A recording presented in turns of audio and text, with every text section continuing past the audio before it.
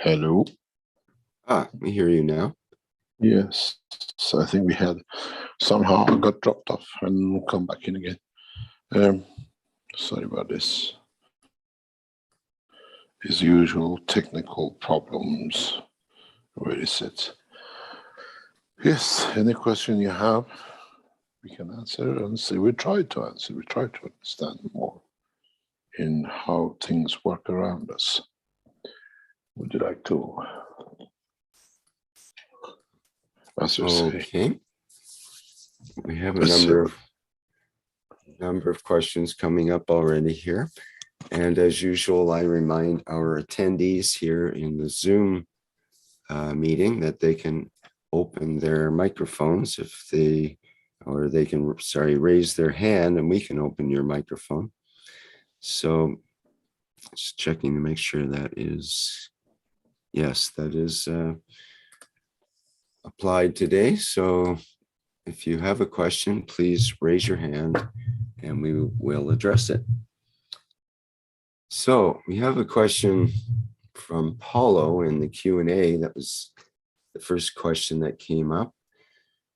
And it might be a little difficult. It was originally in, I believe it's in Spanish or perhaps Portuguese, but he's put in a translation as well, which goes, Mr. Kesh, would it be pertinent to clarify for us, despite perhaps your modesty in making it difficult to speak, about your mission for these new times when human science finally meets with divine science?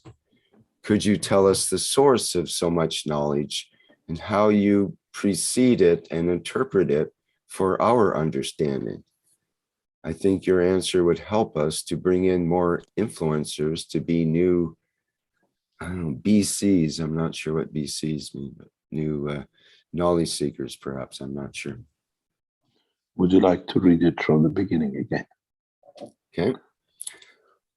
Mr. Kesh, would it be pertinent to clarify for us, despite perhaps his modesty in making it difficult to speak, about his mission for these new times when human science finally meets with divine science? Could you tell us the source of so much knowledge and how you precede it and interpret it for our understanding? I think your answer would help us to bring in more influencers to be new BCs. I'm not sure what BCs mean.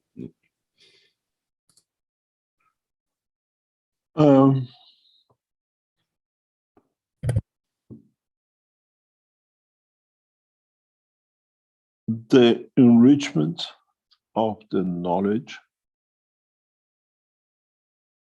comes from within, not outside.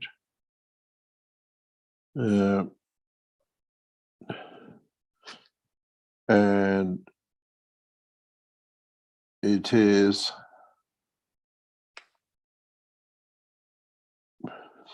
when you would talk about the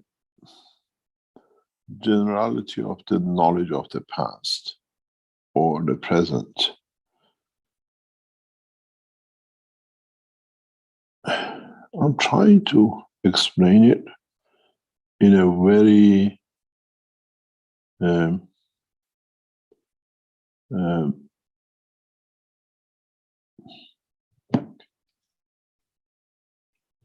as a unification of the two.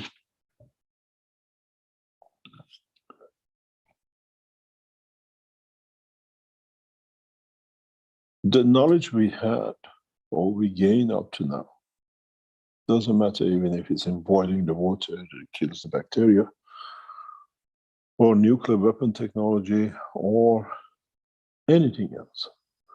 These are still part of the knowledge of the Creator. These are not the knowledge of man. Any knowledge we gain, it is part of the knowledge of creation. It is not that as I said, if you read the papers, the scientists are prophet of and messengers of the Creator, the same as those of theology.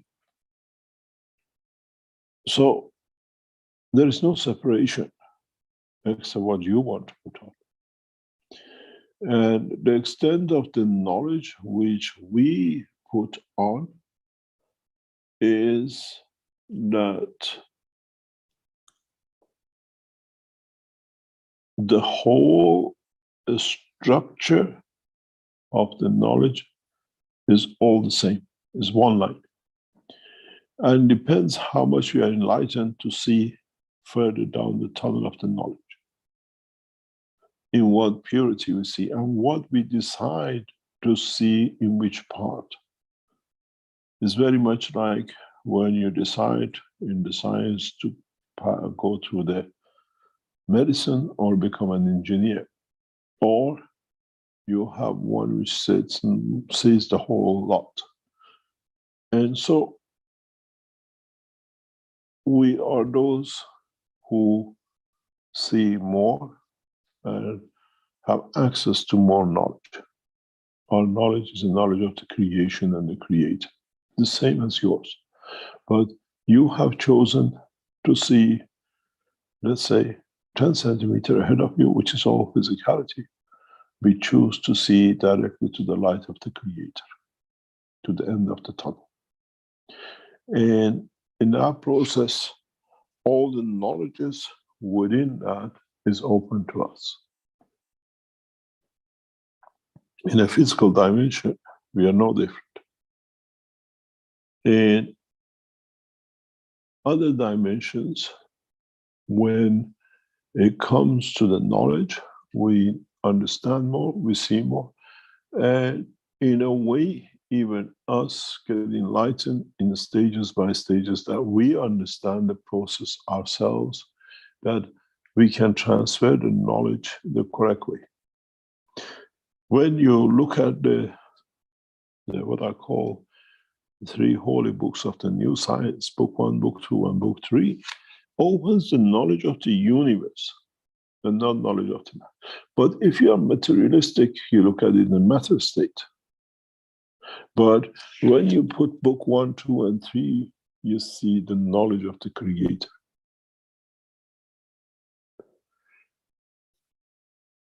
It depends which end you sit and look at.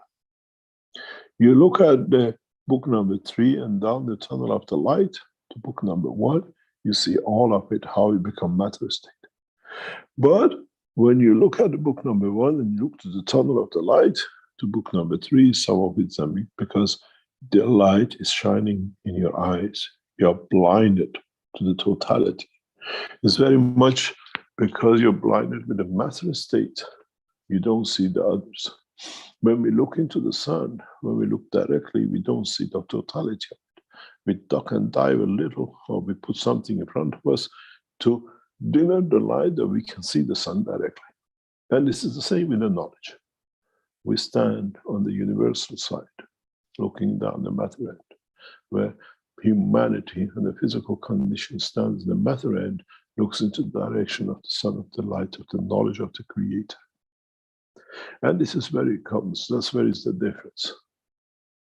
When you come part of the way through this light and you look down back on the knowledge of the matter, when you're enlightened, you are in the same position, but you have a light behind you and you see what we call matter state in front. So our knowledge is not that what is our position, what it is. We stand to look in totality of the reduction, in the essence of the creation. And in the matter state, we try to understand what has brought us to here to become matter state, and we try to look back into the light of the Creator to understand more. And that's the only difference. In dimension, we are the same.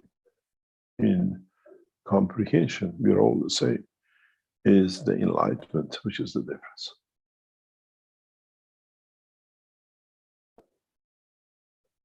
Any other question?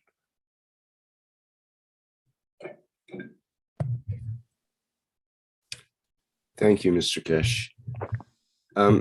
We have a question from Cristiano in the Q&A regarding attachments to physicality, I would say.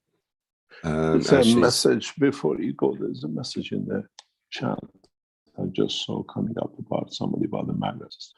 Keshe Foundation has all the magnet system. We just don't have.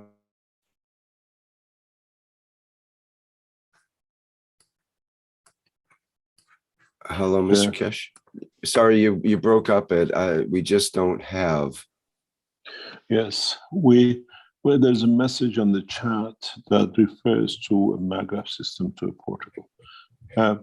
Keshe Foundation have, or whatever we sell now, we have a stock of. We are not short of any stock in Asia. It's just that we are facing a huge manpower shortage within the structure of the Keshe Foundation and getting things done. And the Corona situation has not helped us much. And this is part of our problem. Your magnet system is already built, has been shipped from Italy to Keshe Foundation Austria. We are now going to build it.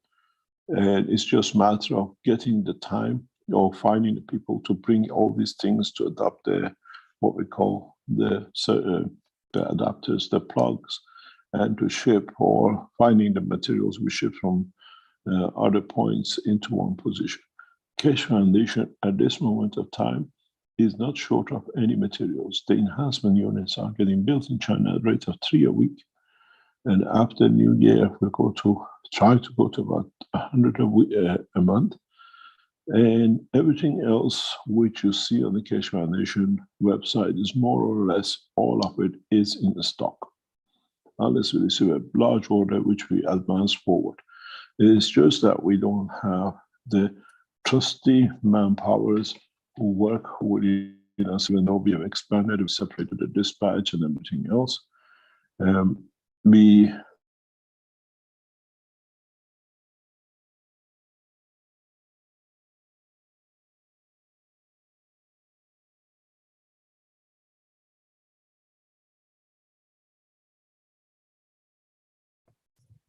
Hello, Mr. Kesh. I think we lost you again. No recruit. Can you hear me? We hear you now. Something about dispatch, Hello? and then we lost you.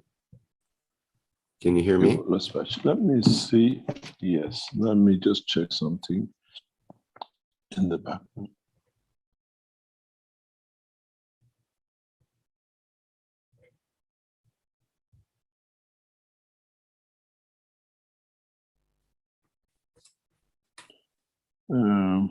Can you hear me? Yes, we hear you good. Yeah, we have a problem. Just let me see what is the problem. 1 second. And then I'll tell you why you have a problem hearing this. Sounds like a bandwidth thing rather than a microphone thing. Yes, I appreciate it.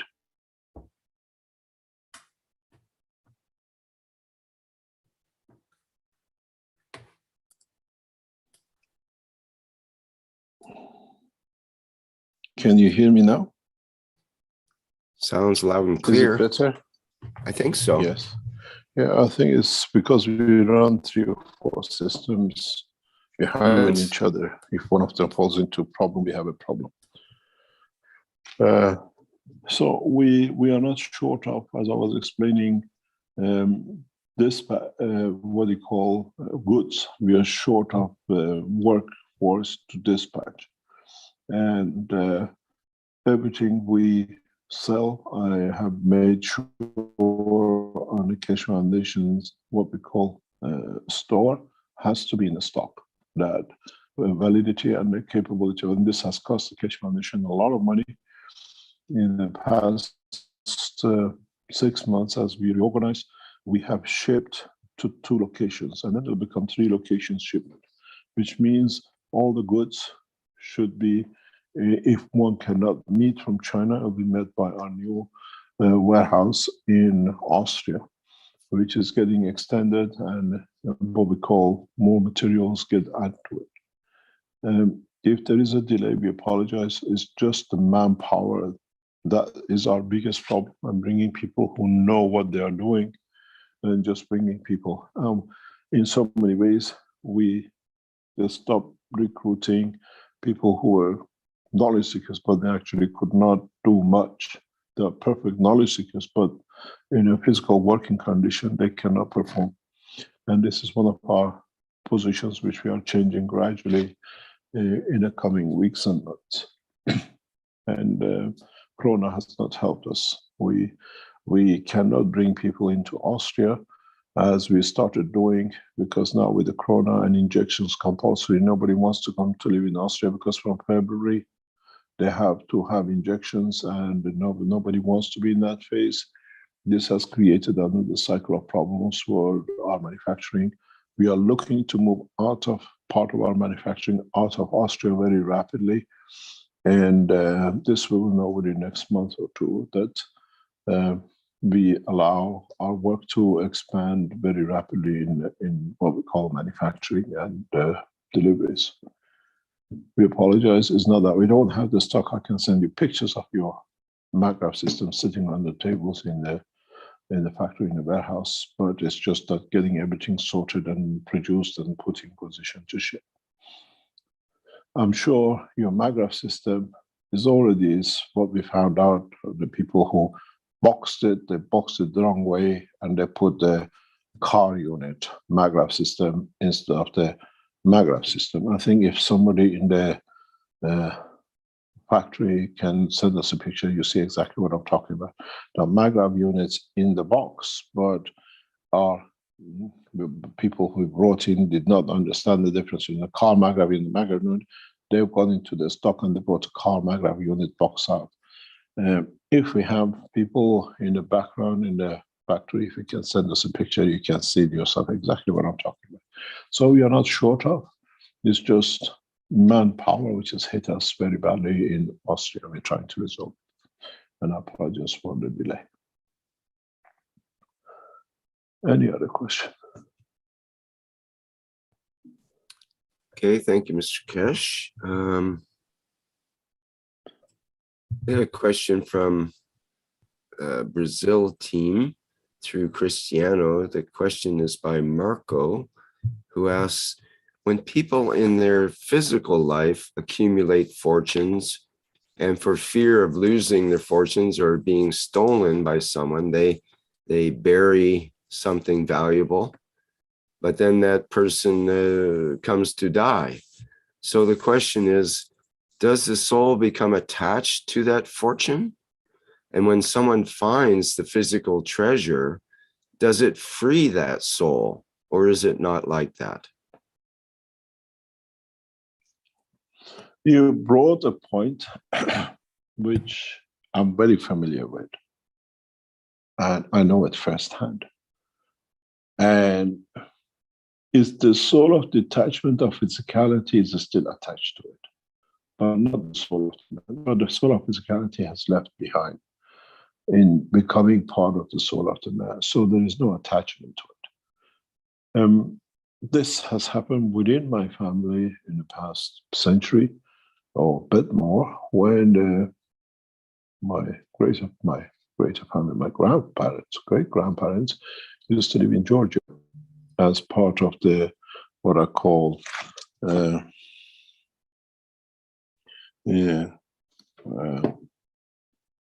Jewish community in Georgia.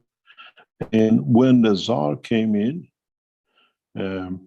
they allowed the Jewish community, were of the Iranian background or whatever, to decide to go to Poland or to go to what we call Iran,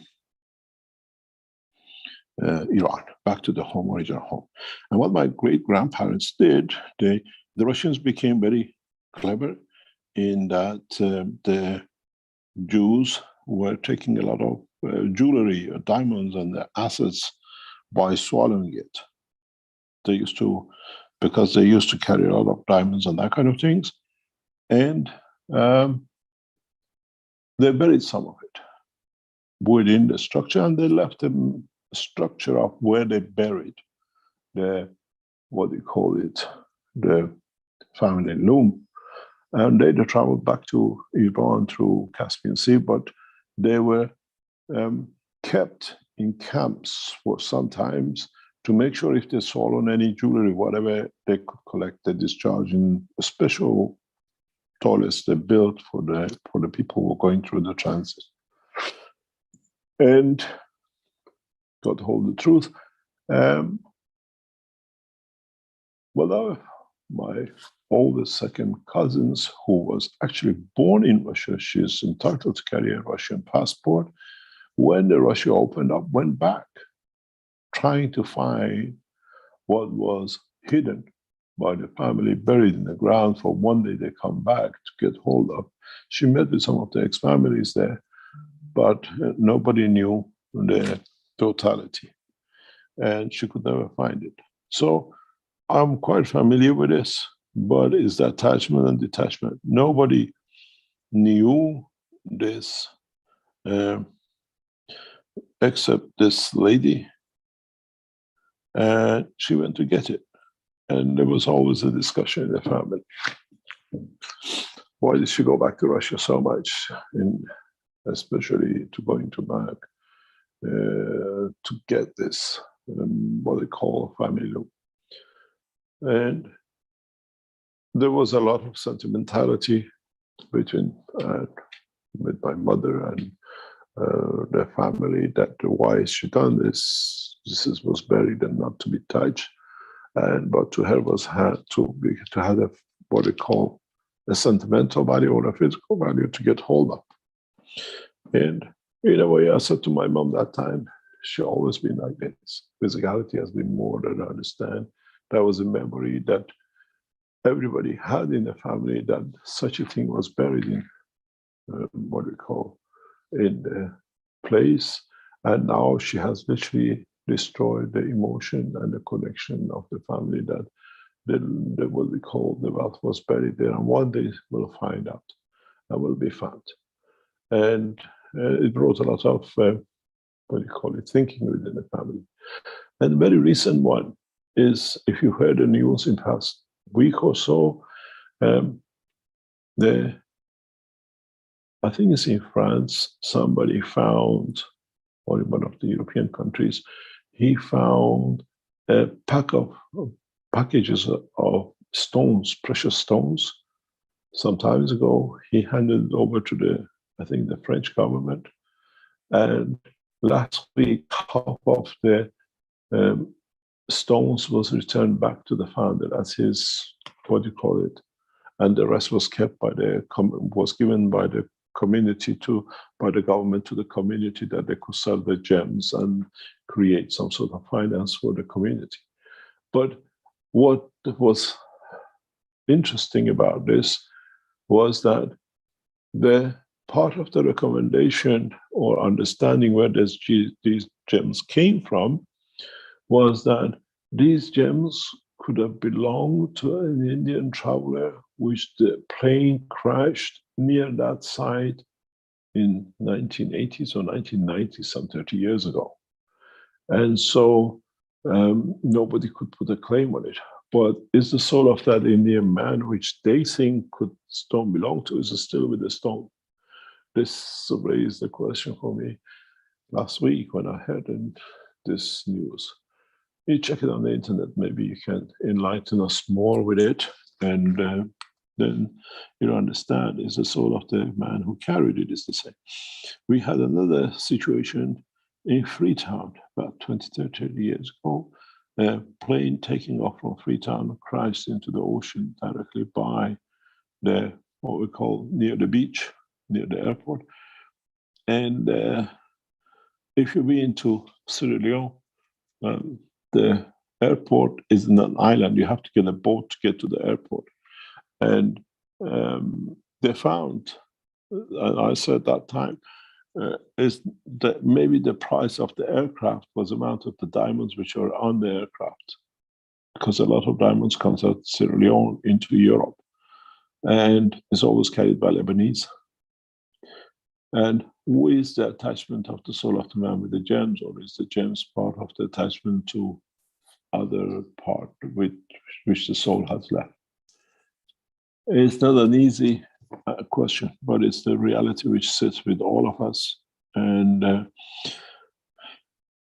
what we call is part of what we have to analyze it. But as far as we can say, it is part of the solar physicality. I promised you, and thank you very much for the people in the factory in Austria. You can see your MAGRAPH systems. So it's just a matter of dispatch.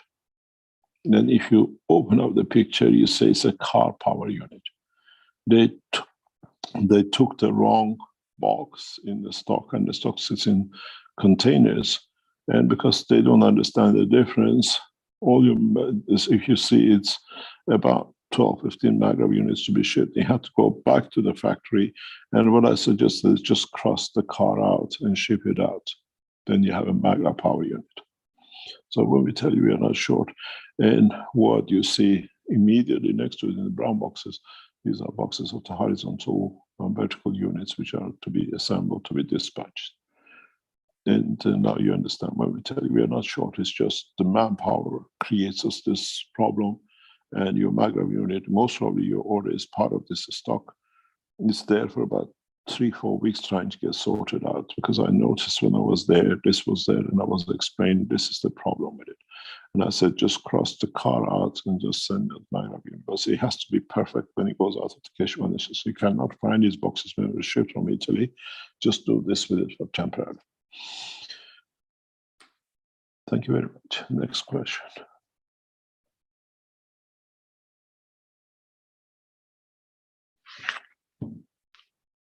Okay, thank you, Mr. Kesh.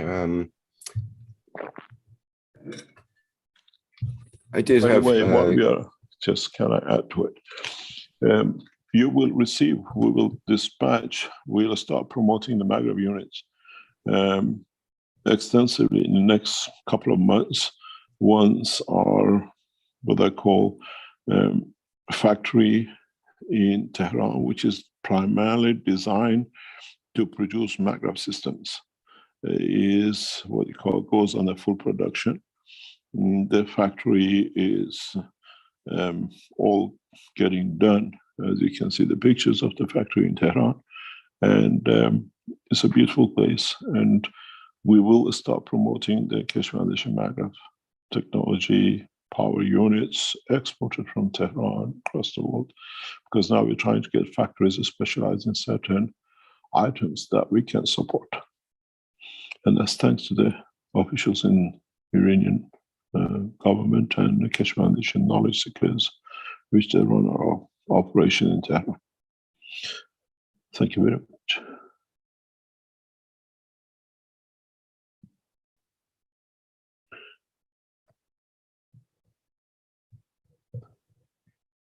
Yes, next question. Thank you. That's an interesting design. Yes, it's the new logo of the Keshe Foundation. It used to be colors next to each other. Now, our head of the television, Marius, has redesigned it, and it sounds very nicely. I think that's the first lit KF sign that I've seen. That's quite nice. Nice one. The what we call Mexico has tried one with the green lights. It looks very nice as well. But that is lit around the logo. You will see new developments out of Iran, and the Keshe Foundation is moving into new structures and in new ways. And we'll see how it will come up. Very good. Okay, we had a question from Alexandra about where can I find the article on the interatomic fusion, or can you tell me a little more about that? Now, I did notice that it's listed Isn't this in for sale in Amazon? Is it in Amazon? Okay, it's in the list of published and unpublished works of Mehran Keshe in the Keshe Foundation Education /books. But perhaps it's available, yes, in Amazon. I was wondering if that information was part of the books, or is that a separate? I know some of your papers were incorporated into the books. So let me see. I have the books behind me. Just one second. While you're talking, I check. I'll just show the website here with the various published and unpublished works here.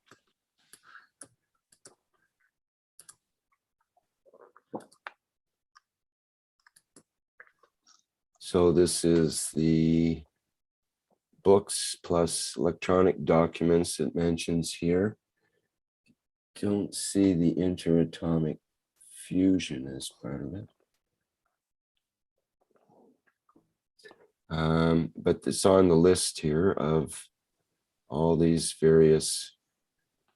We have fusion, that's a separate one, and the atom, and electron atomic welding even.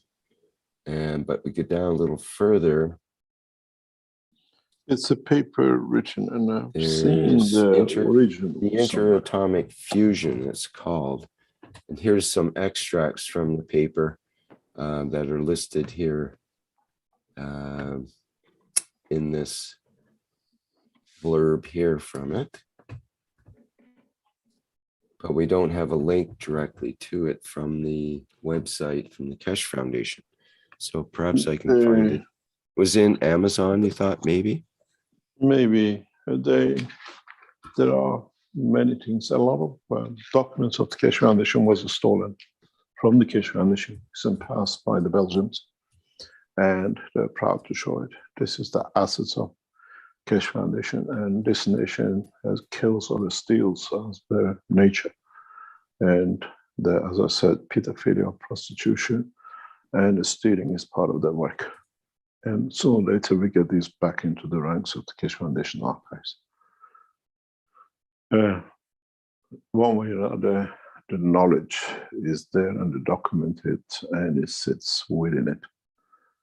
And we'll see how, if it's in the archives of the knowledge of the papers we have kept, and we'll see how we can share it.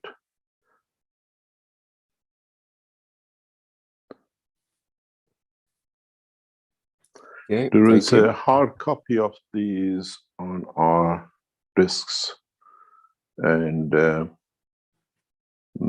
we have all the hard discs archived, stored, and it's with me. I personally moved them into a safe place before they get stolen again. And in due course, we'll get it deciphered. There are many, many hard disks with a lot of knowledge which has never been shared, which will be kept. Even when we changed computers, we took the hard disks out. And because there's a lot of communications of new papers and everything else which sits in them, and they'll be shared. The only thing we lost, which is unfortunate, is when GoDaddy, we switched from .com to .org, we lost some documents in that, what we call .com section, which I'm sure a lot of it has been stored. Any other question? Okay, yes. Let's see here.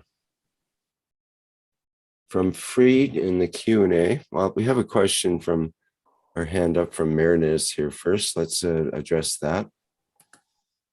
And I see Jalal just put a hand up as well. My God, that's 4 questions now. It's 4 times 4 Maybe probably. it's 4 times 4. Hello. It's now Sorry. 4 squared instead of, or 2 squared instead of 2.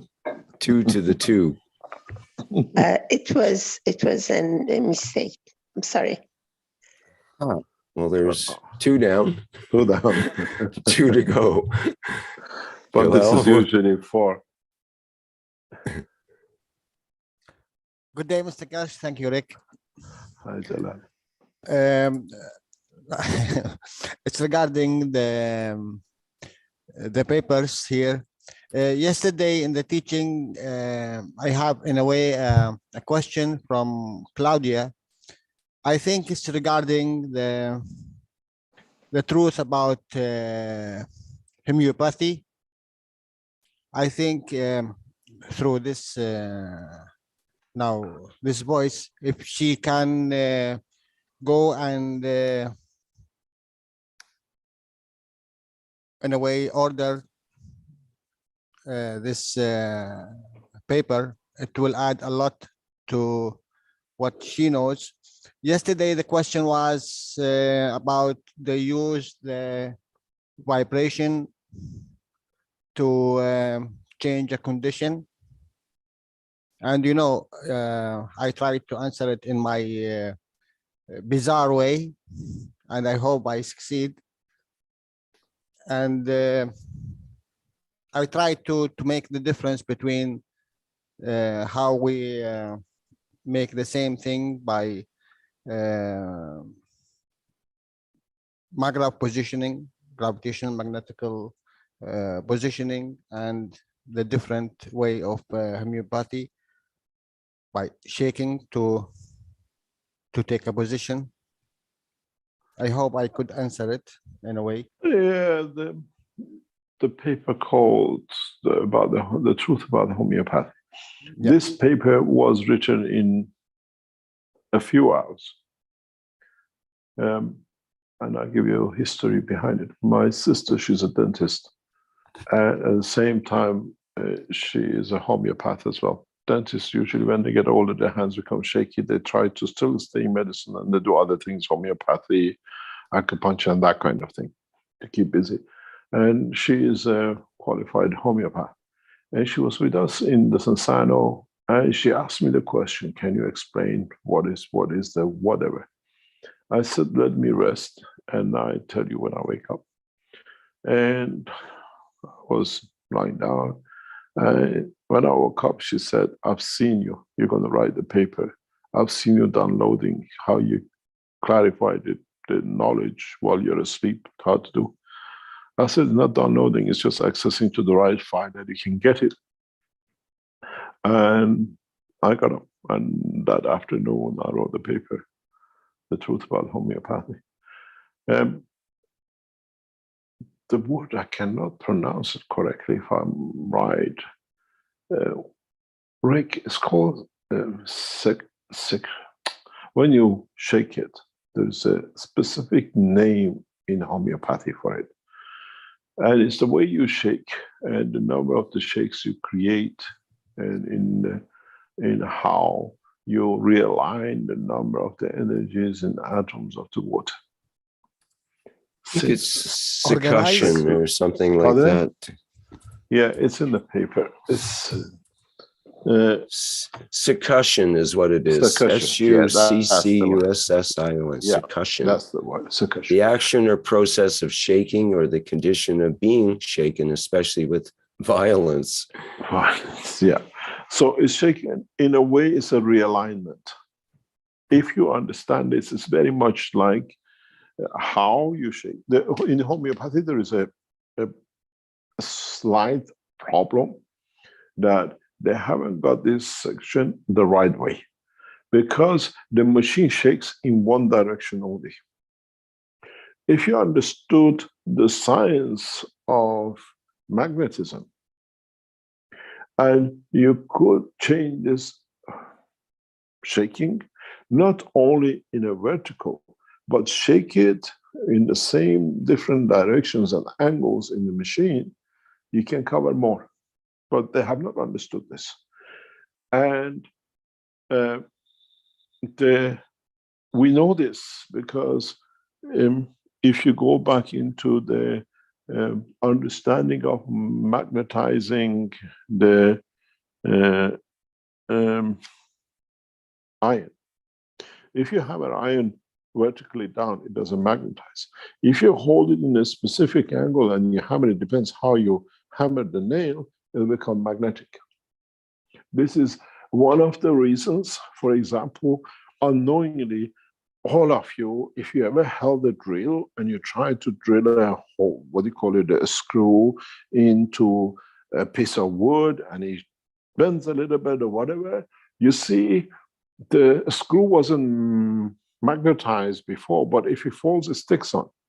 because the rhythm that the screwdriver hits the head of the hammer and in an angle, if accidentally you reach that angle, you what do you call it, magnetize the screw. So we all done it before without knowing it, but scientifically we know what it means. The homeopathy people, they have not understood this. And this is the truth about how you align by shaking it, all of material in one direction. You can hammer a nail in a given angle, never, what do you call it, magnetizes. But if you apply the right force with the right angle, the nail will magnetize. We see all of us, as I said, use these new small handrails. We've seen it, but we never understood it. And it's the same with the homeopathy. Homeopathy is how you shake in what angle. If you add it, you can add all the angles into it and create it. But we do the same thing in gas production. When we produce gases, when we put them in the high speed, depending on the speed and what we put through it, we create a plasmatic field of it. In the homeopathy, we create a matter state field. In gas production, we create a plasmatic field of the same. One is the soul, and one is the soul of physicality, if you call it dimension of physicality. And that's the truth about what we call homeopathy. And so when you realign the magnetic field of it in the strength of the, let's say, the cell of the heart, when it interacts you with the heart. This is what we do with the gas plasma technology, but in a more advanced way. And that's the truth about what we call homeopathy. And that's thanks to my sister asking, can you explain? And this paper was written within a couple of hours.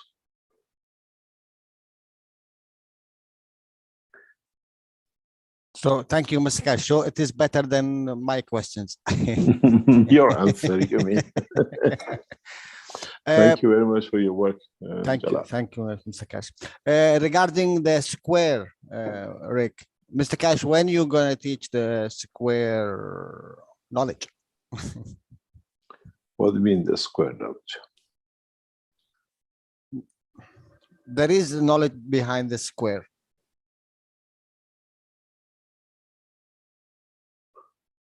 What knowledge? What's your extent of knowledge? What's the extent of your understanding? Here now in this position? Yes. We are in teaching. We are all knowledge seekers. What's the extent of your understanding of square?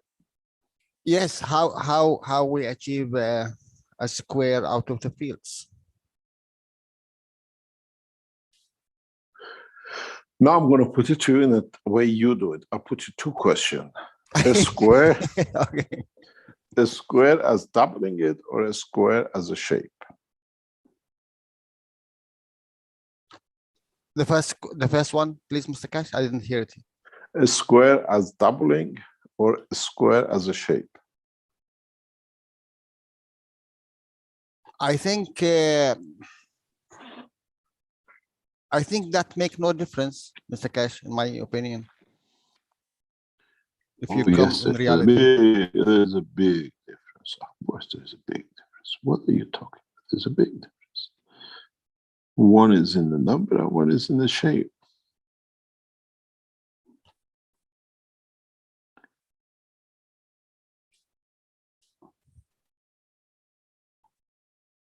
okay.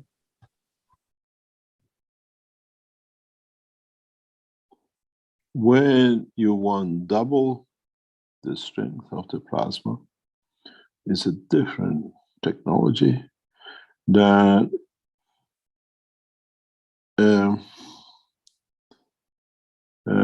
the one which you talk about the shape as a square. Increasing the energy of a plasma is a specific technology. Is very much deep in true essence of cosmology. Can be done in matter state. but it's not the way you do in electronics with increasing the current or whatever. Increasing the energy of the plasma, doubling it is a unique understanding of the work of the interaction of the fields. And Mr. Kash, isn't that the same what the skin do? No. The skin works in a maybe similar way, but not exactly, not really. And going to creating the square as a shape, we know the world of science has a big problem with that. Let's say the light cannot be bent. But plasmatic fields can be bent if you know how to bend it. Because part of is a spectrum, when it's a matter state, strength becomes conditioned to the matter condition field strength, which still not, you can only bend the light. We can actually square the light too. Now that we understand each ray, if it is particle or it's the photon that is a ray, then you understand how you can change and make a light as a photon to become a square. You play with a pull of the gravity or magnetic field strength within the light, and you can bend it. This is unknown knowledge to mankind, but in due course we teach it. It is part of the transportation and transmutation system. Yes, this why that's why I asked it. Yeah. Because I know it's part of it. It's part of the, when it's a particle, we can do it, because when it's a particle, it carries both dimensions of gravitational and magnetic field. And if you have systems which can interact, can pull. This technology in a way was used very recently by Iranian scientists without them knowing, but in a way it was used. One day I'll refer to it, I'll explain. You can bend the light 180 degrees to go back down the line which has come by changing its gravitational magnetic field. And this is part of the creation of cosmic rays. Most of the cosmic rays comes by reflection of the light itself, the field itself, back down its own tunnel. In a way, you laser beam the laser beam. But in that condition, is a laser plasma, is a mono-energetic, which can be sustained, and it's not very easy, it doesn't happen often, but because of due to the size of the cosmos, it's a frequent event, but it's not an easy event. It's understanding the knowledge. I call this once the game of the Russians and the Americans in 1950s, 60s. The Americans sent their matchbox to the Russians, and they waited, and they waited, and the Russians sent the matchbox back to the Yeah. Americans, if you know that. Yeah. And then the Americans wrote to the Russians that you didn't see, there was a microfiber in the box, you did not see it. The Russians sent the message, look down the center of the microfiber, we behold, we made There's a a hole hole. in it. So this is the reality. If you can become that hole within the same light, then you can. And this leads to creation of a lot of new knowledge which is hidden from the mind. And it's the essence of the creation of the cosmic rays. Because when the cosmic rays move down, but that created out of the essence of the interaction of the plasmatic fields within the plasmatic fields of the same strength. In a way, you cut through a butter with a butter.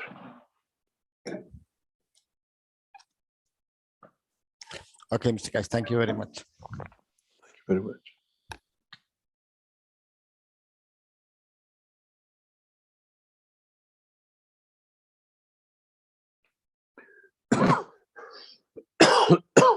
Any other question? Okay, we have a couple of hands up here.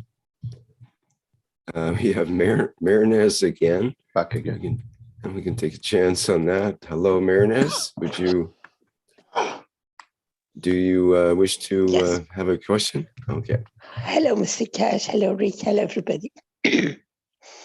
Well, I had an idea of is the when we see the image of a saint, we see the light in the painting, you know, like a star which shines. Is it that light? And people at the time could see that light because they are painting that light. You know, it's like a holy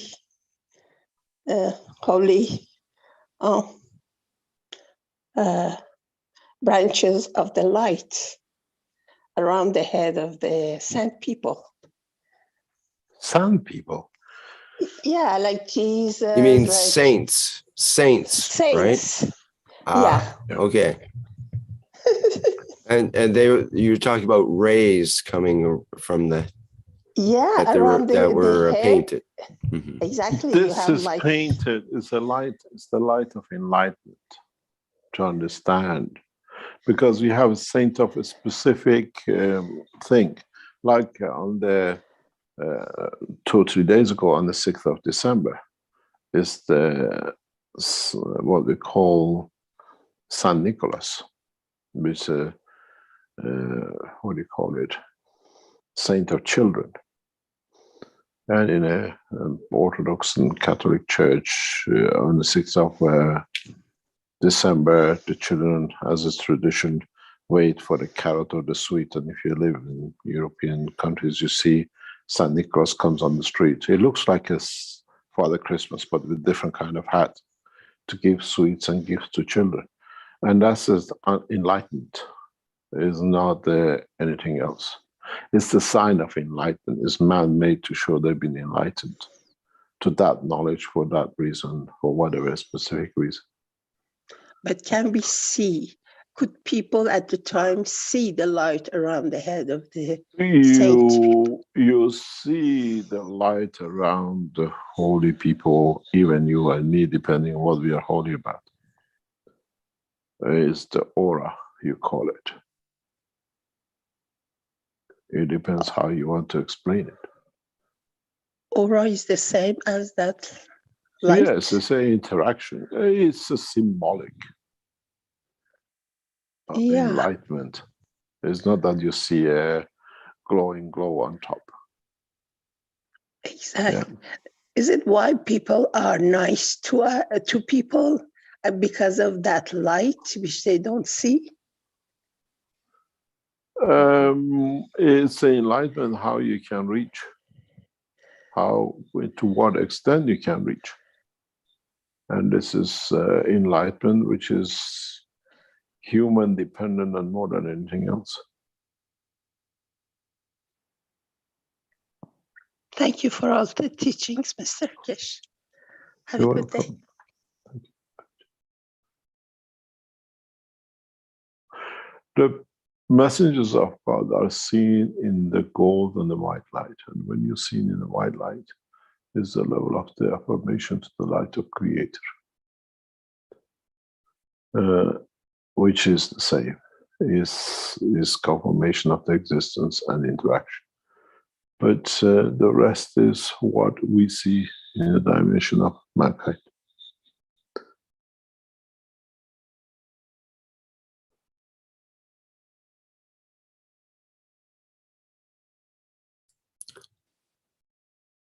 Okay, thank you. Now I'd like to bring up the question from Freed in the Q&A here, who says, Dear Mr. Kesh, does just seeing and enjoying the beauty and perfection in nature and all forms of creation feed the soul of the man as well as the soul of physicality? Is this then an elegant way to be satisfied and have no more need for killing? As you said earlier. Could you read the first piece I missed? Okay. Question, Dear Mr. Kesh, from Freed. does just seeing and enjoying the beauty and Just perfection. saying what? That word I don't understand. Oh, does just seeing and enjoying the beauty and perfection in nature and all forms of creation What feed does the that soul of mean? man? Can you translate? Well, when we see the beauty of nature and other forms of creation, and it feed the soul of man as well as the soul of physicality? That's the Yes. first question. Yes, but what we receive in the soul of physicality, if it's at the strength of the connection to the soul of the man, yes, you transmute and transfer. This is what we do at the point of death. At the point of physical death, what is at the strength of the soul of the man, which has been a common denominator or embedded in every cell of the man to be in communication with the soul of the man, these all get transferred back to the soul. It's like there is a bandwidth of the totality, what is at the strength of the purity of the soul of the man, that every cell reflects back into or given back to the soul of the man to carry. That's where the elevation comes from. That's why suddenly the strength becomes so much that the distance gap created. It's like when you put two magnets and they jump away from each other. The stronger does not move, the weaker moves away because the stronger holds. It's the way we travel the space units nowadays. Is then that point when the soul of the man feels the strength, totality of the whole, every single cell in the body of the man, which has his own soul, is given back to the soul or retained back by the soul, because that's how you get psychosomatic. You get the physicality and you get the soul of the man. And when they don't interact, when there's a problem, in soul of the man cannot connect, or soul of physicality of man does not connect correctly in sending your messages to the soul of the man with what we call interference of the emotion, you get psychosomatic problems where the soul and the physicality don't match in understanding transfer of the fields. And then where it comes from, that field is directed and connects to the soul, and the physicality cannot match and leads to cancer or all whatever it is. This is the truth about how we create most of our psychosomatic conditions. In that position, at the point of death, every single soul, at the strength of the soul of the man, which is a collective of the fields, which is connected to it, is returned back to the soul. And that gives a boost, what they call not a boost, but a strength in totality of the fields, which in a way rejects distance itself from the soul of physicality, and we call it the point becomes so far that we call it the point of death or separation of physicality. And this is what we fully should understand exactly why. If we be able to hold on to elevate the soul of the physicality to a point that there can never be that separation, man would never die. The fountain of youth, the everlasting life, is understanding how to elevate the soul of physicality, that the fields of the soul of the man, soul of physicality don't become so, what we call separated, that they reject each other or they create a distance that the physical life cannot carry on. This is the fountain of youth. If we understand this, you will understand why races live for billions of years in space, because they can adjust that very fine. And those who, by eating, by living a certain pattern of life, can create that balance. And then that leads to the next one, and the next condition, and the next.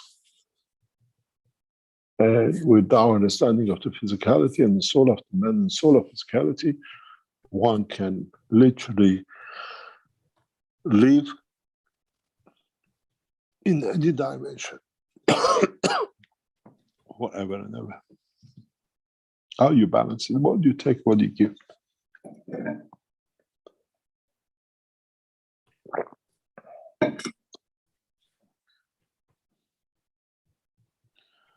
Carry on, please. Thank you. Azar, would you like to go ahead and have Jefferson as well with a hand up here?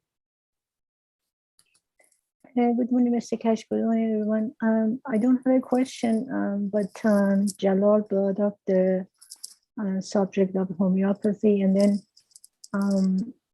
you were talking about many times about the last man standing. This is a nice story. I thought it would be nice for people to know. My husband had he's a homeopathy and chiropractor. He had an office in Houston. So for many years, so 1 year, that's how he started to treat patients remotely. That's how he learned that when you have to, we have no choice, and that's the only way available. His sister, who was in another state, gets really sick, and the husband calls him and says, your sister is really sick and she's in severe pain. So he can see what's going on, the way he explained things. So, but he has no way to get the homeopathy that he thought is good for her. So he's thinking, what am I going to do? He says, okay, if I know, if I can give it to her in physicality, he should get improved. How about if I try to send it to the ether, to the air, to my mind? So that night, he tries that. He sent the homeopathy that he knows is good to send to her. And 1 hour later, the husband calls him and says, your sister just went to sleep and she has no pain. So that's how he started to treat patients remotely. And then when I started to learn about gases and CO2, zinc and everything, and the combination of them, what it does, he started to use the gases without making it, just introduce it to the patient body, and patient improved. And this is for all of us to know that we can do this in every aspect of our life to others, even if somebody is, because you can see if somebody has condition, you can see the emotion attached to it, and you can just feed that emotion or interact with them in a way that they understand the emotion. And then in time, you will see that and they start to heal. I mean, the condition goes away. Either it could be sinuses or kidney or liver, but you can tune into it and you can direct them, and themselves actually they do the job. Or you just kind of initiate of it, and then understanding the emotion, can everything be done like that? And then for us, as a last man standing, we can, when we have no choice, and then we go to that level that we can feed ourselves, we can give ourselves shelter, we can give ourselves comfort of heat or whatever we need. And that's the beauty of this. That's what I was going to share. Thank you. Can I say something regarding this, Mr. Cash? Yes. Thank you, Azar. If you see, I think it's both what Mr. Cash said here. It's the aura, which is higher source. In a way, we can say it in the level of the cosmos, because it's higher source of energy coming from direct from the soul of the man, or the interaction of the three layers of the physicality, emotion, and the soul, which make this transfer, as you refer, transfer information from his aura, in this case, Mr. Cash. In what way? Transfer the homeopathy knowledge to the sister. No, Jalal, it It's- wasn't like that. You see what he does, he goes to that 0 point, between yin and yang, and which is nothing. That's where everything happens. That's where he goes. When he goes there, he just introduced that, because that's the one Mr. Cash talks about. When there's nothing, that's everything is possible. That's what he explained to me what he does. He doesn't do it through the aura. in a way, I think I'm not, in this discussion, this one, but from the knowledge what I have from how to mimic this source of energy, the books, so the square energy to transfer from one point to another point. And this is what I said. This was my question to regarding the transfer of information. Jalal, you know, there is a point when you hold, and there's no mind. You hold the space. When you go to a place, there's no mind. There's no longer a mind. That's the time actually you lose yourself. There's no you. When there's no you, that everything is there. That's the place he goes. And actually, sometimes he goes there for like half an hour. When he comes, actually, a lot of time he has to watch TV in order to come back to physicality. Because even the way he is, I explained to you, if I put something in the refrigerator in front of him, he doesn't see it. Because if he's in that world, he's not here. Because he goes to that space. There's no mind. There's exactly no mind. He's totally lost there. Like, then he comes back to this world. And for him, he's very adamant that every night he watches 1 hour TV in order to get back to physicality. Because he sees a lot of patients during the day for about 7-8 hours constantly with the phone. And he needs that interaction with something from this physicality to become normal.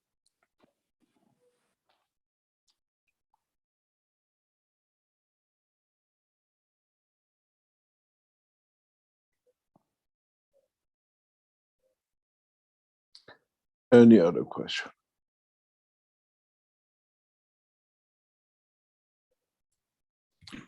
Okay, go ahead with Jefferson, if you like, Jefferson.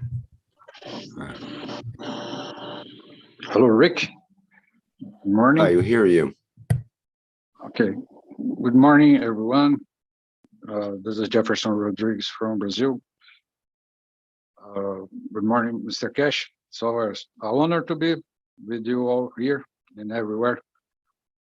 And it's not a question, but I'd like to bring an understanding that you opened today earlier in this teaching about the meeting of 5+1 that we have been elevating as much as we can. And I believe we are using all of the means from our souls collectively. It's a very, very nice movement that we've been living. But something was a kind of bothering back in the mind, because we were elevating 5+1, let's say, languages or countries. But what about the others? What about the whole community that we are in? So when we brought about the elevation of the IEA, that stands for International Energy Agency, I was looking who they are, and it's well open now. It's very nice, because I was looking at it, and the International Energy Agency has got 30 members countries, and some associated countries. So you open to the whole. If you allow me, I will say this. It's Australia, Austria, Belgium, Canada, Czech Republic, Denmark, Estonia, Finland, France, Germany, Greece, Hungary, Ireland, Italy, Japan, Luxembourg, Mexico, Netherlands, New Zealand, Norway, Poland, Portugal, Slovakia, South Korea, Spain, Sweden, Switzerland, Turkey, United Kingdom, and United States. And the associated countries are Brazil, China, India, Indonesia, Morocco, Singapore, South Africa, and Thailand. So it's easier now for us to interact with all because it's totality, not maybe this totality. It's that the really importance that you brought for us today. And the 6 players, they will receive the this energy elevation from this population from this country, so we can get it in the whole. So thank you very much for opening it for us. We will elevate in the stronger and the more elevated energy, so we can reach your plans and the way that you have drawn this peace process, so we can join the universal and unicos totality. It's a very amazing moment. Thank you very much, Mr. Cash. And we are at the end of this calendar year. And I don't know if next week I will be able to be around, but I'd like to say thank you very much for those teachers from the private teaching that I recommend to everybody. That's amazing. And the hosters, I will say thank you to, of course, for you, Mr. Cash, Bejalal, Alex, Rick, Mario, Marie, Mark, Christine, that is always supporting, Ekmar, Joseph, Ginter, this very beautiful souls in the private teaching and public teaching as well. And in Brazil, have Josafat, Danilo, Rafael, and many others. We have thousands of teachers teaching in all levels, in the low level, and the low, I mean, in the beginning, but it's getting a very gravitational mass that I believe, in my humble view, that we can do it. We can do it. So thank you very much, Mr. Cash. Again, thank you very much, everyone. It's always amazing opportunity to be with all personally here in the Zoom meetings, as well as in the soul level. That's amazing.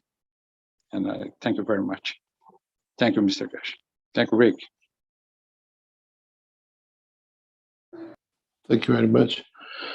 The members of IAEA, International Atomic Energy Authorities, is a collection of different languages and different paths of belief. When we look at and we look into the structure of the United Nations, is the most, what I call, deceiving organization in the world. IAEA is slightly better than United Nations work, but in a concentrated way in self-proclaimed leaders in what we call United Nations Security Council, or what we call collective self-proclaimed leaders to control everything, is a different proposition than IAEA, what I call as a organization. It represents more, and it represents science, not politics, which they brought the politics into it.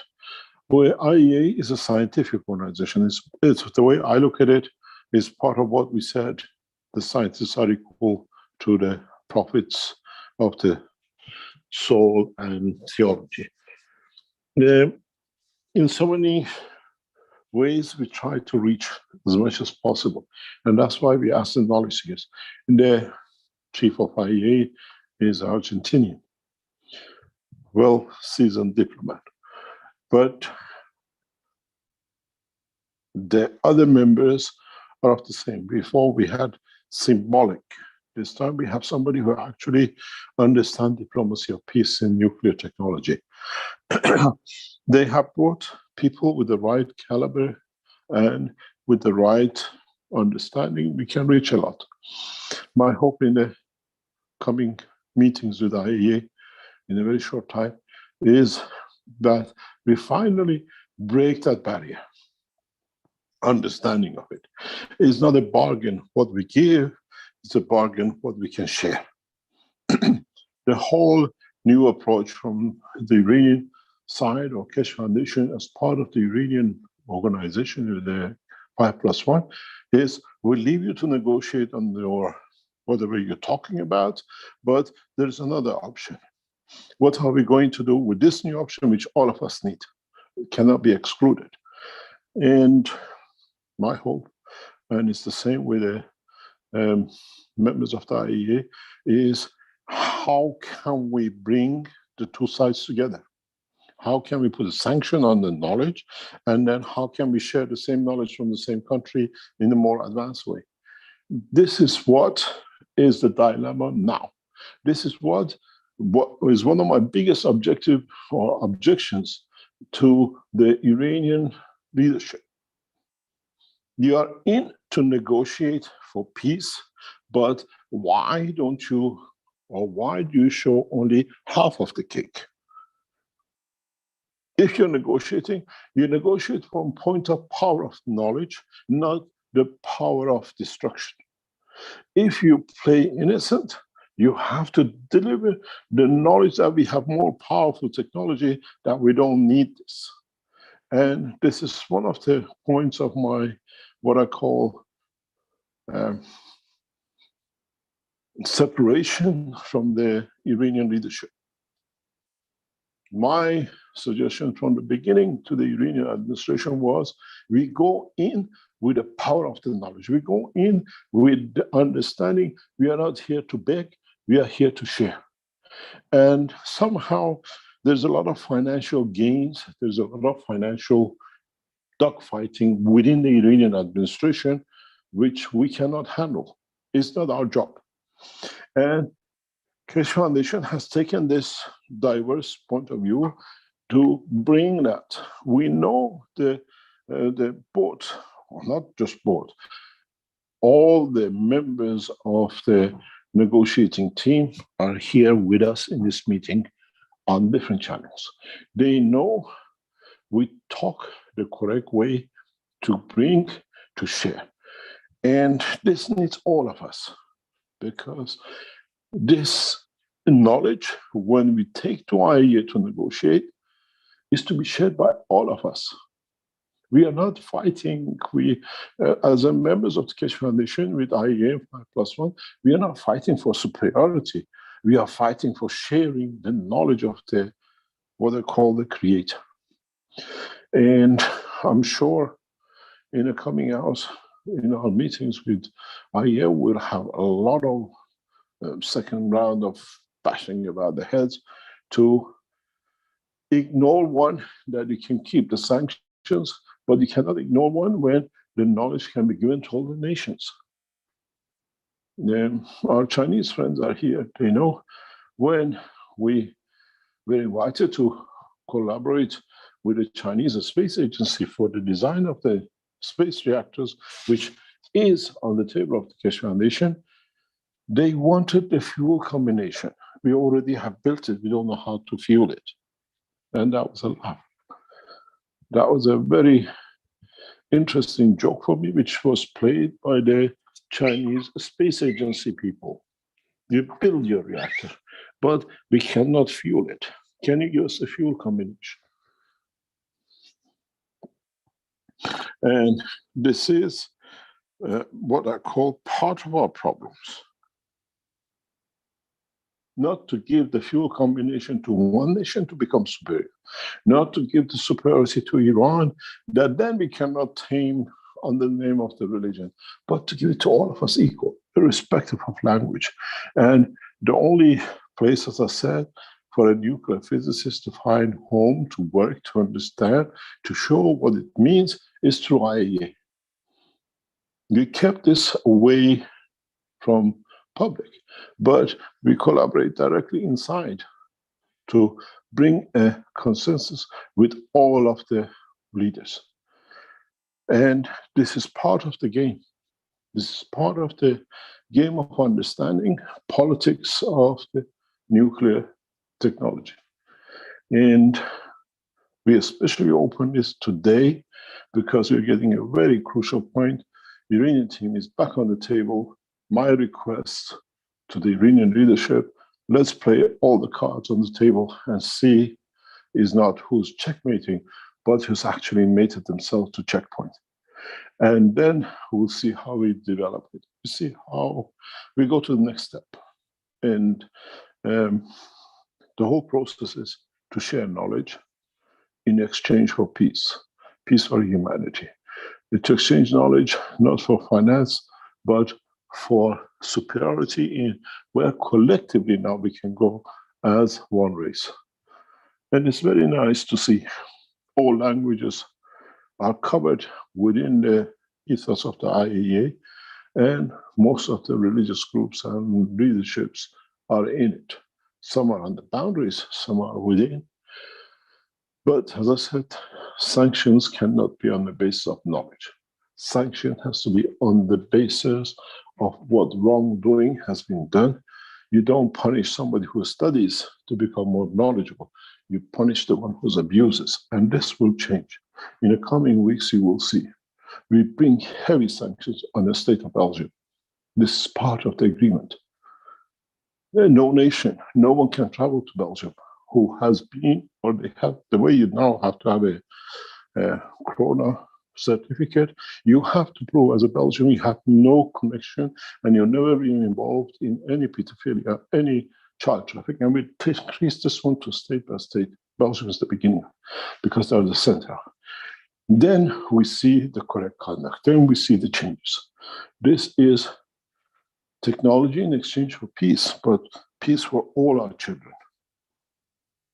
Peace for the children of man, that the new cycle of children through the ethos of Mitra can be developed.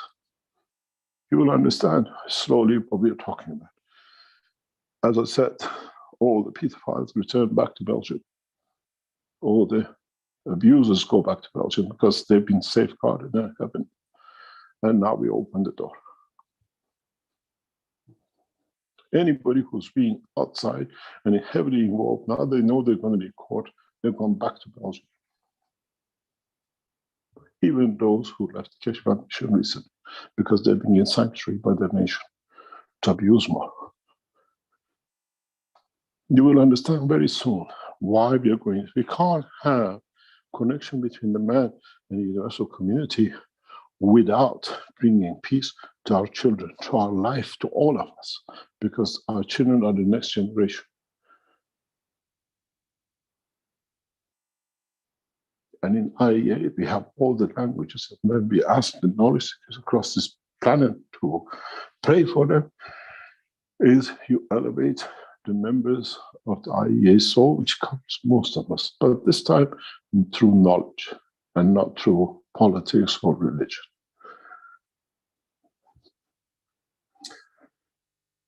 Any other question?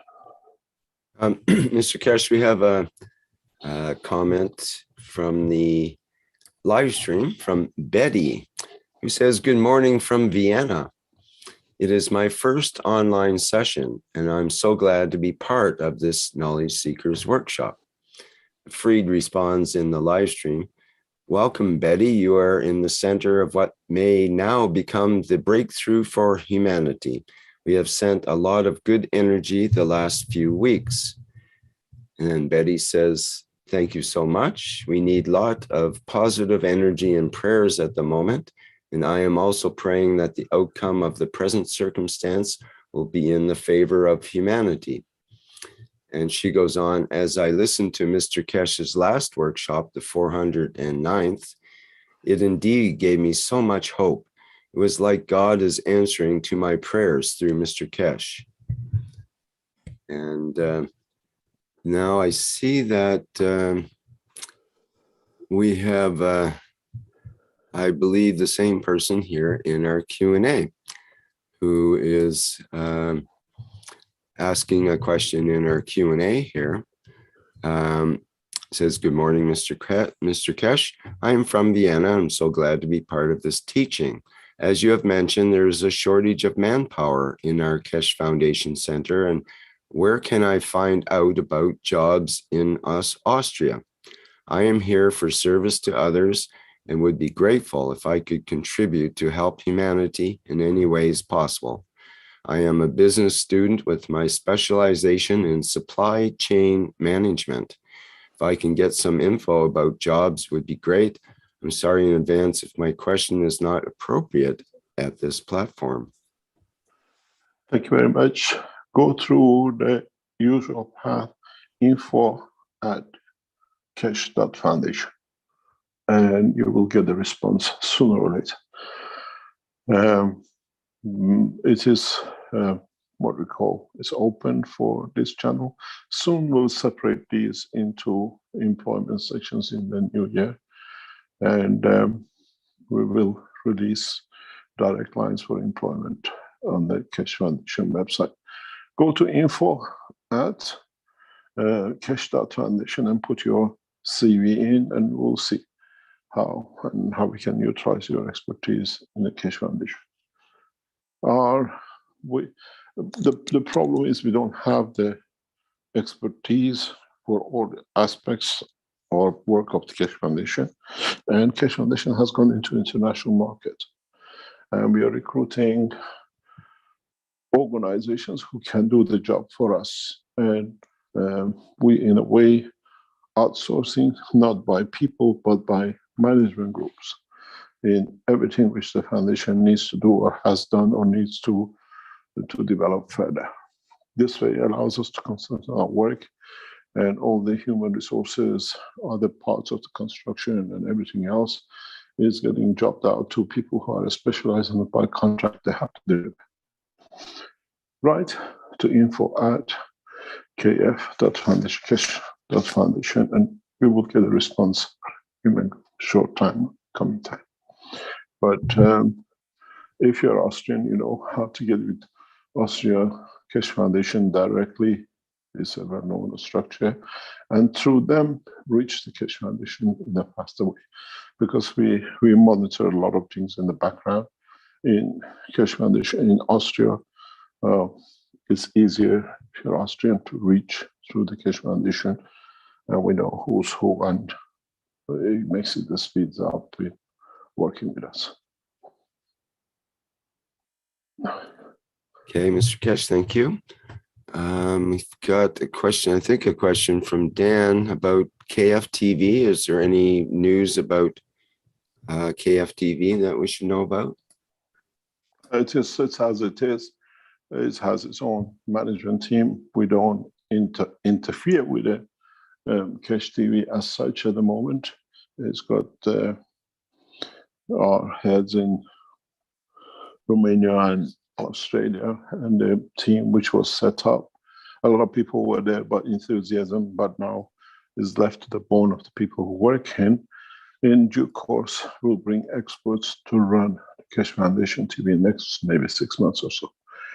The concentration at the moment is on development of other side of the Kesh Foundation work, which is the enhancement centers, the factories, and the rest of it will come. We'll announce in a very rapid way. Before we used to do one project at a time, but now Kesh Foundation in 2022 will be involved in establishing over 100 projects in one go. That we would like to keep our people who used to make busy, very busy on the phone, trying to make that acquisition. We invest and the nations need the investment and the employment. But we're getting one guarantee that all those who are sitting around, who want to help, will be able to help in their nations and some follow-up policy.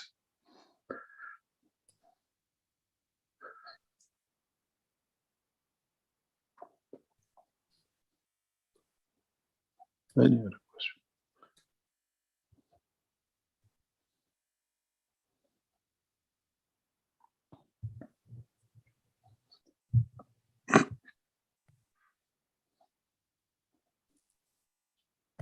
Hi, Mr. Hi, Keshe. It's, Mark. Dean I here. like your Would it be flowers. possible if I could ask a question? Yeah, Dean, Carry on. please go ahead. Is that Dean? Sorry. Not mine. Mr. Kesh, I have a question. We've spoken extensively about the 5+1 negotiations. And you've mentioned many times in your teachings about everything has a soul. And I've noticed in a picture, in some images that I've seen recently of the flags that are positioned in certain environments. And would a flag carry a field strength of the nation? And if so, if we elevate the flag, the soul of the flag, could we elevate the nation? Could we elevate the souls that are present within that nation? In so many ways, we patronize. But if you look for the first time in the Keshe Foundation, Iran flag stands next to the flag of Iran. This flag from Iran, the Keshe Foundation flag, very soon will be in every center to represent one nation, one planet, one race. And you will see it flying between the Iran and the nation and the Keshe Foundation in between. In a way, we bring the essence of the unity of the humanity together. It'll be done in the next few months, and you will see more and more of it. And the only place where we have one flag of the Keshe Foundation and the flag of the nation is Iran, because we are not the intermediary between, but we are part of the structure. Thank you, Mr. Kesh.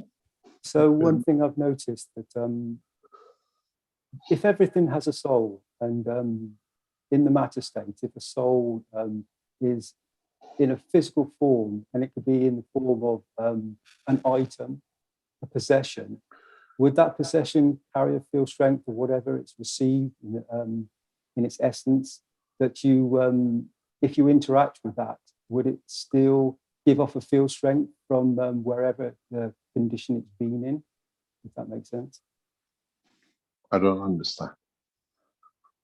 So if you have an item that is present in one part of the world, the globe, and it's contained a field strength and it's had experiences within the hands or the matter state of another part, and it gets shipped or repositioned to another part of the planet, would it still carry that field strength of whatever it's received? It should do. It should do. So You've seen would, this. interact with it and feel. You interact feel with strength any. You interact in any shape form because it still has a soul. You know this, what do you call it? The crystals you buy, like a sugar, but in different shape and sizes, stones, what do you call them? You buy them in the markets and everywhere. If you Like create zirconium, you mean? zirconiums, I think they are, yeah. If you create a right frequency on it, they crack, they break up, like they do with the glass. But if you hold it in a way I want you to split, you can break them. You don't create the resonance. You create the satisfaction of the soul, if you call it. When you break a stone by hammering it or resonance or whatever, the fracture lines are different than when you do it to the presence of pleasing my soul. Can I see you separate? I've done that many times. You can hold the stone and the stone opens up to the side. I can do this. It's, as I said before, with knowledge seekers. For my satisfaction, for your soul, I can create your shooting star.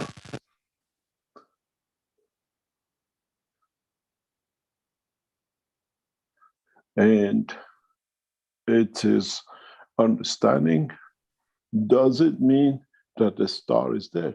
Did the Star of David appear out of that? Why? There is a lot of time, people trying to explain the Star of David, but was it created on a point without actually any star existing, but was to the satisfaction of confirmation of the beauty of the Christ? That's his name. We have to understand the concept, the principle, the truth about the facts.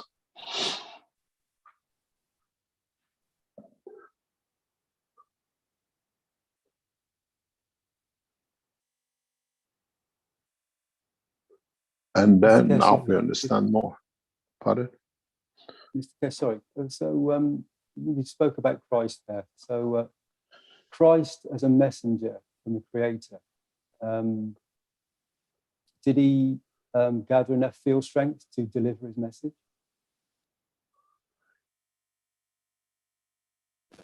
In a way of doing it, yes. There is a difference in understanding the totality. It's a big difference understanding the work of the soul, or you understand the work of physicality. And in a way, he did, but in a way, his position was abused. Christ as a man, or Jesus as a man, received the message, but then manipulated by the man to suit the man.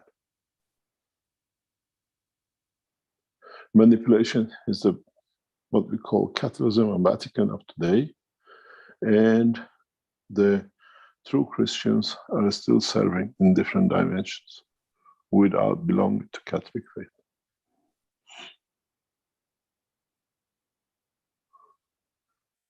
I was explaining to one of the knowledge seekers past couple of days. We're talking about how they try to separate the Jews from the Iranians and the rest. And I was explaining when I met my uncle, great uncle in Tel Aviv, some 20 years ago before he passed away, it was so. He was explaining to me that my great grandfather, he used to be a traveler between Palestine and Afghanistan. And on the way, he always passed Karbala once or twice a year, as there were merchants on the Silk Road. And wherever he passed Karbala, he was asked to say a prayer in the mosque, because as a Jew, he had a beautiful voice to recite what we call the Azan, or whatever, when time he was in in Iraq. It didn't matter he was a Jew. To him, it didn't matter he was in a mosque. It was the beauty of the message that the voice could transfer counted. And this is what the essence of life is. Not attached by name, but attached by deliverance of the truth about the elevation of the soul. And this is what the problem has been for mankind, to understand the beauty of the message of Christ. Mr. Kesh, thank you for that. So when we, as knowledge seekers, communicate and are present with each other, I've noticed recently there's a particular gentleman that I spoke with through a channel, and as soon as I spoke with him, there was a very bright light from outside, i.e. the sun. And it resonated as soon as this gentleman was speaking some of the truths and some of the beauty that has been taught by yourself through the foundation. And so these knowledge seekers have this field strength of this connection. And it seems to be illuminating and bringing about a condition that is apparent to knowledge seekers across this planet in these moments. But we are not doing anything to say we are creating a new breed. We are sharing knowledge to enlighten the totality. And that's what the difference is. In some ways, in a couple of teachings before, we spoke about creation of the CO2 centers around the world, which has started a program we'll see taking shape in coming weeks and months, and spreading the captured CO2 to elevate the soul of the man and the humanity, and all the animals and the trees. And plants and even the stones might change because they still have a soul. They get elevated by a stone. When it goes in a furnace, receives energy, it melts. Wood, the energy which we release by the spreading of the gas on the stone, would it melt to elevate the soul of the stone, that the stone will melt? It doesn't need heat to disassociate. It needs elevation to understand. And would we see a stone to lit up, but not with the light of the glow of the heat, but by the light of the soul, of his elevation of his soul. And this is the difference. This is the difference between the teaching of the Keshe Foundation in totality for the whole of the created, not for one path of belief or the other. In every word, if you look at it, we have a language or a word that separates us and allows us to be us, we are them, and we are correct, and they are wrong and are not the believer. In Arabic, in Farsi, we call it kafar. In Jews, they call it qim. In English, we call it disbelievers or unbelievers, whatever you call it. But in essence, we still believe in certain path and elevation of our souls. So when we spread these gases in absorbing it and energizing the planet, would they lead to enhancement of the trees? Would many trees would not exist the way they are when we start them? So, oh, is the effect of CO2, or have we actually elevated them to that new dimension and position? And they give different fruits. Up to now, man interfered in the matter side. From now on, we interact through the energy fields of the plasma, what we call the soul of the universe. Big difference. You melt with the fire, we melt you with love. That's the difference between the state of the matter and the soul. Thank you, Mr. Keshe, for that wonderful answer. Thank you. So we're coming to understand, or have understood, the beauty and the essence of the soul, and how incredible it is, and how it can influence the matter state in many, many different dimensions and ways. And through this, the teachings that you've extensively been sharing for quite some time now, I think many souls are becoming enlightened and feeling and sensing and becoming elevated by the presence of the soul of this beautiful big magnet that came to this planet. Thank you, Mr. Keshe. Thank you. Thank you very much. Shall we call it Derek? Okay, we've got one attendee with had their hand up for a while. Carl, who we hadn't heard from before. Could we get him in, please? Would that be okay? Or you want to? Yes. Okay. Let's answer the last one. Okay, Carl. do you have a question you'd like to present? Yeah, sure. Hi, it's Carl here in Australia. And Mr. Kesh, been very interested in your talk about carbon sequestration, because here in Australia we're in a bit of trouble. Our carbon footprint is 10 times higher than it needs to be per person. And I've always wondered, what amount of CO2 GANs would we have to sequester to offset our footprint? Is GANs a 1-for-1 in terms of weight to carbon? How much I do don't we know need how to they calculated it.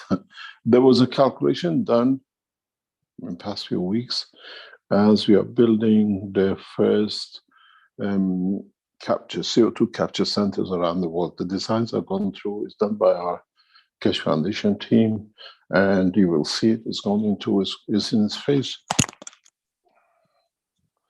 to go through what we call architects for the final design. And I was talking to our team, maybe I'll give you an insight, just maybe it's time to share that you might see what is to come.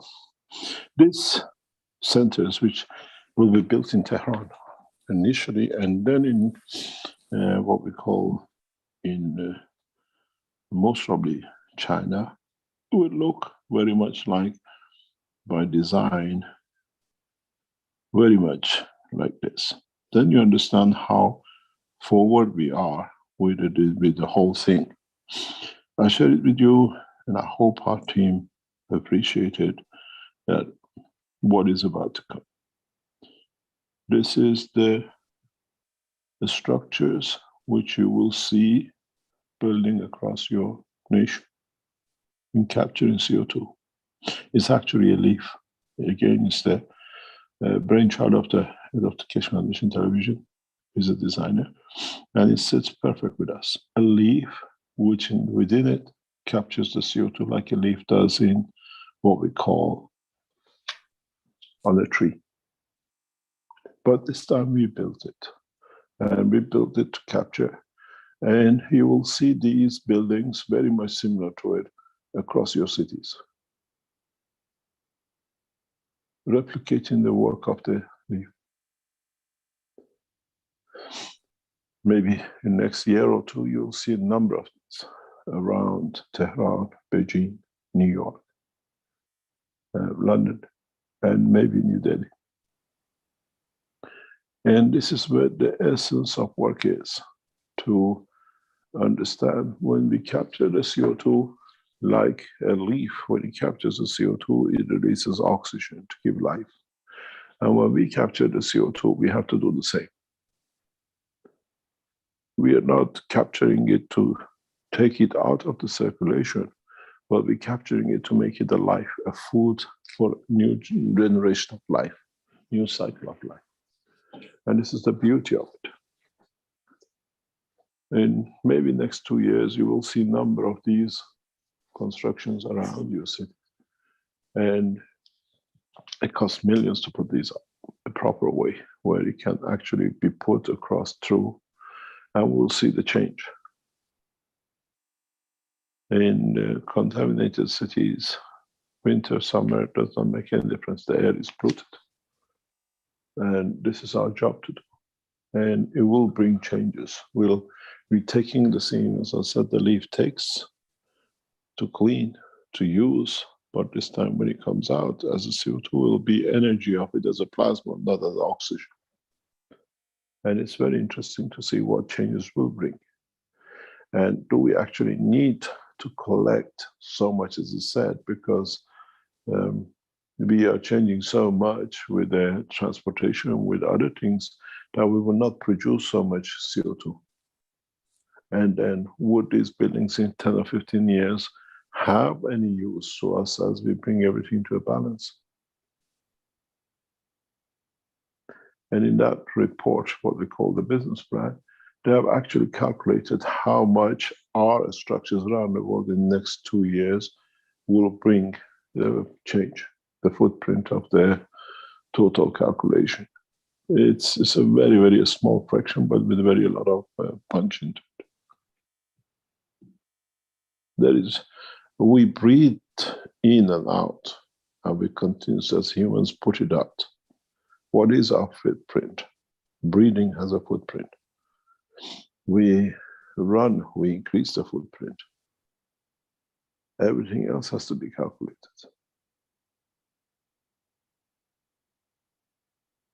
But it's part of the process of life on this planet.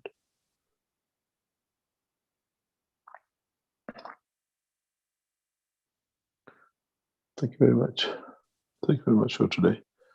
I hope we see a positive outcome in all the works of the mankind in whatever it is to bring peace. And hopefully we'll see some good results for all of us in the coming years with understanding more the knowledge of creation. Thank you very much, Rick. Hopefully we meet each other next week, and time allows, we'll celebrate what we call the Christmas and the New Year together. Thank you very much. Okay, excellent workshop. Thank you very much, Mr. Kesh, once again here. And thanks to everyone for the questions. We had a few left over, but if you can bring them in next week, that would be great. We'd appreciate that.